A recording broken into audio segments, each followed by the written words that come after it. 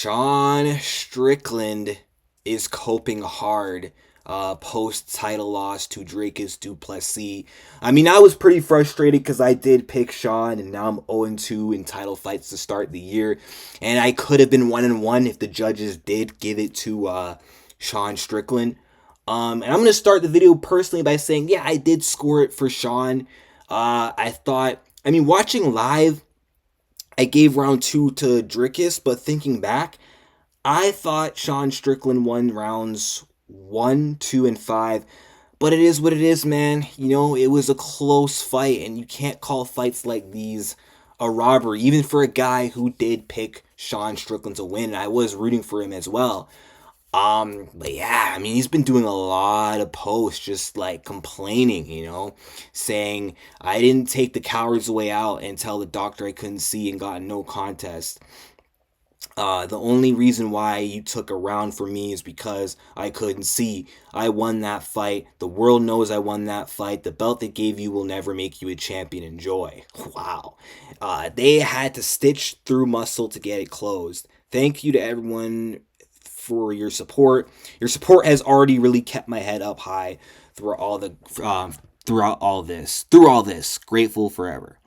Okay. Sean Strickland is out here saying that the only reason why Dricus got a round off him is because of the cut. Sean, do you not realize that you lost the second round on 2 judges' scorecards?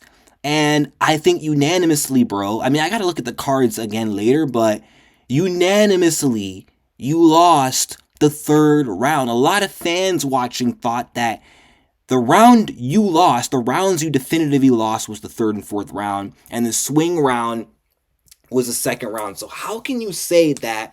How can you freaking say that, oh, they only gave you one round because of the cut? And I watched the Weasel's video just now on the head, but I'm sure, yeah, that could have played a bit of a factor, but there was already a cut opened up earlier from an overhand of Dricus du Plessis. And watching this fight live, even though I did think that Strickland was winning or kind of edging it, I knew there was a chance that the judges, if this goes the distance, the judges may not give it to Sean Strickland because, when you got a fight like this, when you got a defensive counter striker taking on a headstrong forward pressure power puncher, and even if the power striker doesn't land flush, but it's like getting closer and closer each time with the shots that he's throwing, and it gets a big reaction from the crowd.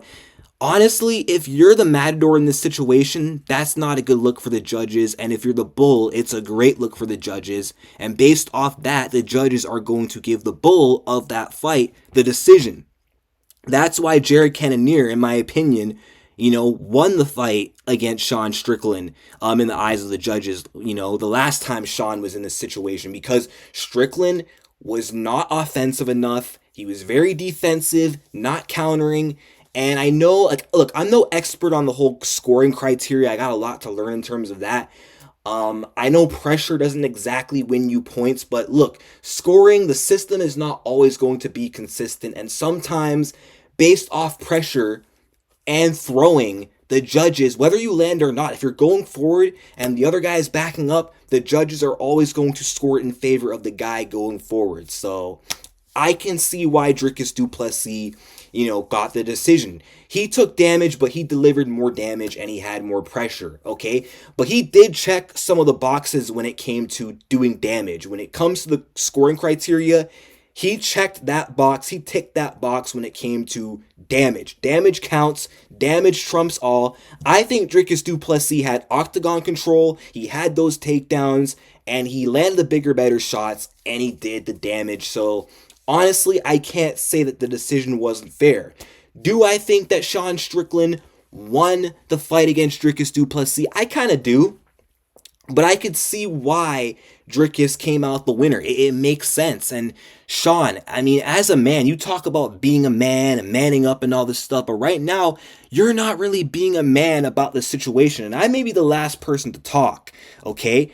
But still, man, like, as a man, sometimes when you feel like you're done wrong in life, you just have to swallow it. You got to swallow your pride, take it on the chin, Just sitting there and bitching about it, crying robbery is not going to fix it. The least you can do, Sean Strickland, is move on head high, go back to the drawing board, try to earn your way back, and look to get a rematch with Dricus du Plessis. I do not think Sean Strickland deserves an immediate rematch. I mean, I wouldn't be mad because it was a good fight. It was a close fight.